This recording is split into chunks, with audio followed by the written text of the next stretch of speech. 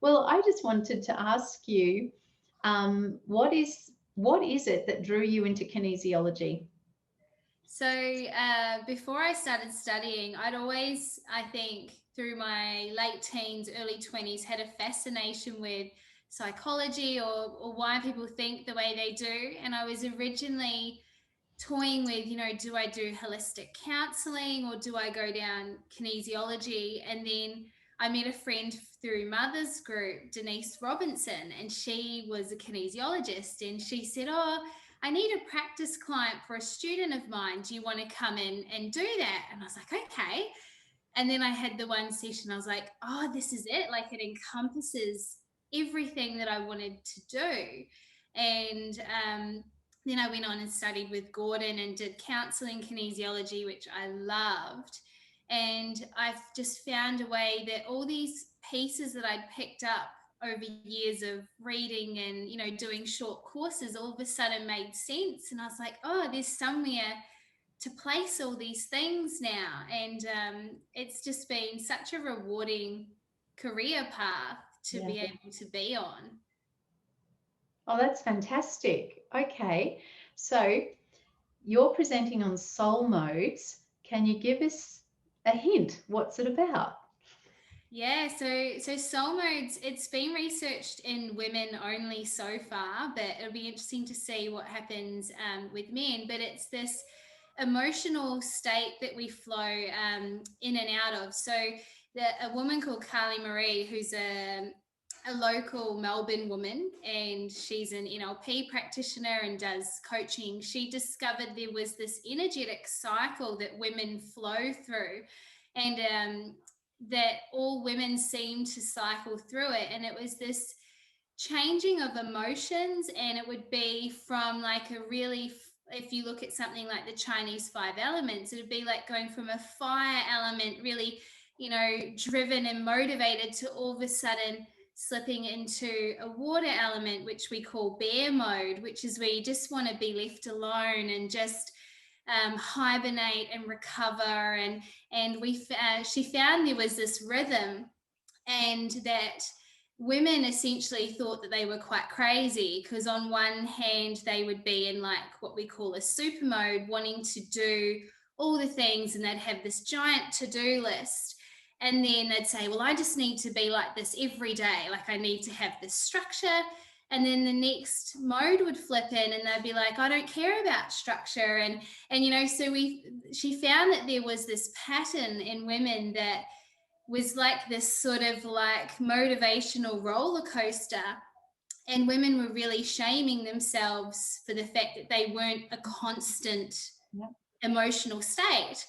And so when I read this book and touched, I started coaching with this woman, I went, wow, this is fascinating. I see how this plays out with meridians and Chinese elements. And I was like, this makes a lot of sense. And so I started applying it with clients, and just found phenomenal discoveries. Like I'd find someone would come in, and sometimes you get the client that's really ragey and they just want to rant and offload, and I'd be like, oh, she's in wild mode.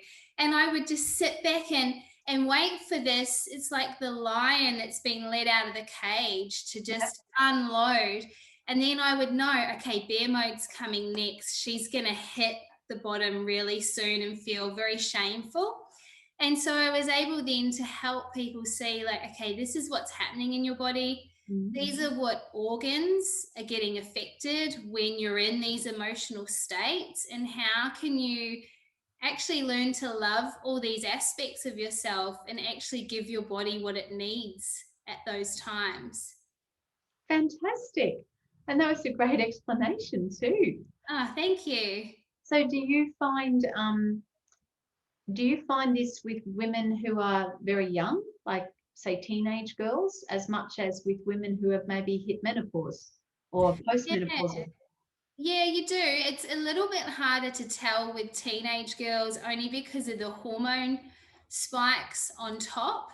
But yeah, definitely. I mean, I see it play out in my younger.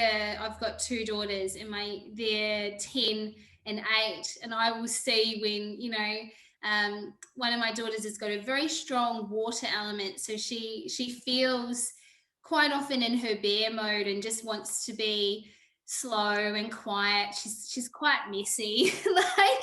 And I've got another daughter who's very fiery and she's very wild, dominant, and it's interesting to watch them and notice that they're not that way all the time. And I think we can label ourselves and label children as, well, they're always like that, when in truth they're not. You know, they might just spend a little bit more time in one energy than another, but they're all there. And it's really cool for people to start actually looking and going, oh yeah, actually I do feel that. Like I do, you know, sometimes feel like I want to slow down, or, you know, so it's really freeing, I think, for women. And I've heard that before too, where people get beat up on themselves because they don't get their to-do list done, or Yes. they're so driven, then they burn out. And I suppose some of us, you call it adrenal fatigue.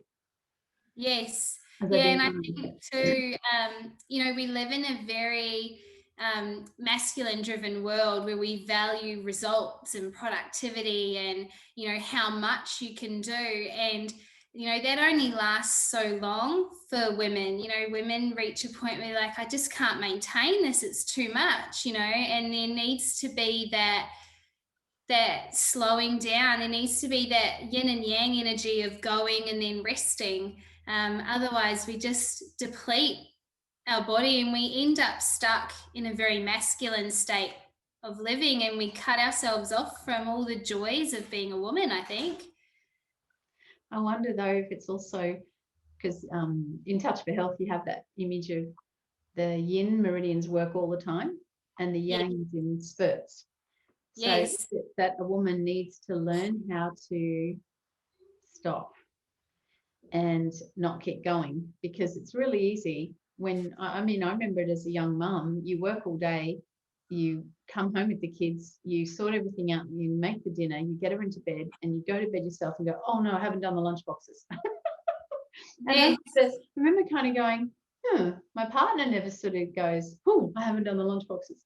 But we'd already kind of got in that pattern of shared jobs, I guess. But it was very hard to turn my head off. Yeah, absolutely.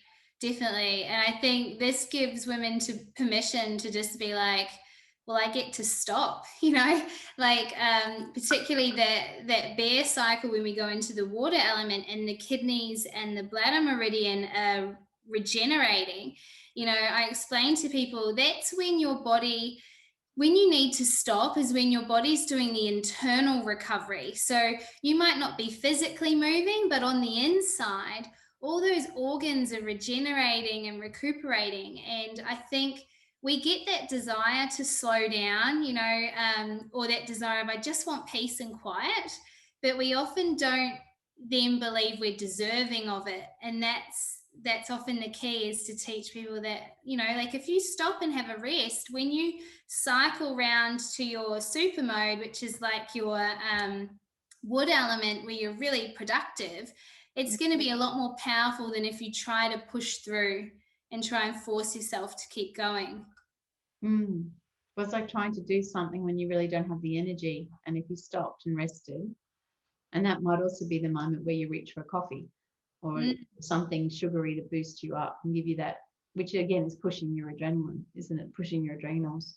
Absolutely. That's fascinating. So that's what you're going to take us through then, the 5 elements. Yeah. Oh, Julia, this is going to be really interesting. Oh, good. I'm glad, because I was trying to like make sure it all ties in and is, you know, understandable and easy for everybody to grasp, which I think it will be. I think most people that will be at the conference will have touched on meridians or elements or you know, even just emotions. So that'll be cool. Oh, yeah. Well, when you tie something to the 5 elements, it makes it really easy for everybody to pick it up and run with it. Yes. I think. I mean, I reckon it'll be really, really interesting. And the title's really nice. Can you tell me why is it soul modes? Yeah, that's an interesting one.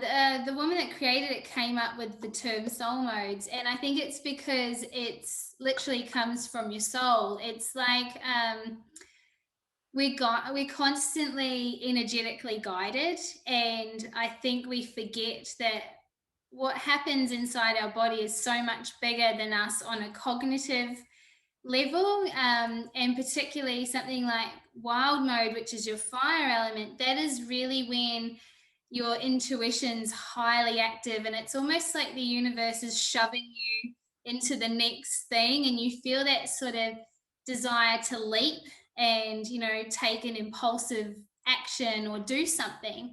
And it really is, I think, coming through us. It's not on human level. I think it's definitely a soulful experience.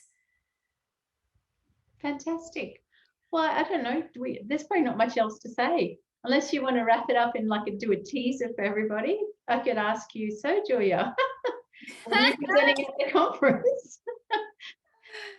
Yeah, so it's really learning to hack your own motivation cycle. Really, like you're hacking your own energy system, and because it's predictable. Like I use it all the time. If I'm going to take a big decision in my business, I will know, okay, I'll do that in wild mode, but I have to act on it before that bear mode hits, because when we hit that bear, that water element, it's like it's got the power to put the fire out and to make us feel like, oh, I can't do that, I'm not good enough, or and start to doubt ourselves. So you can hack your own energy system and play it to your advantage. Like I delegate when I need to do a lot. I'll delegate it to when I'm going to hit super mode, because I know it's going to feel good. And I love cleaning the house when I'm in super mode.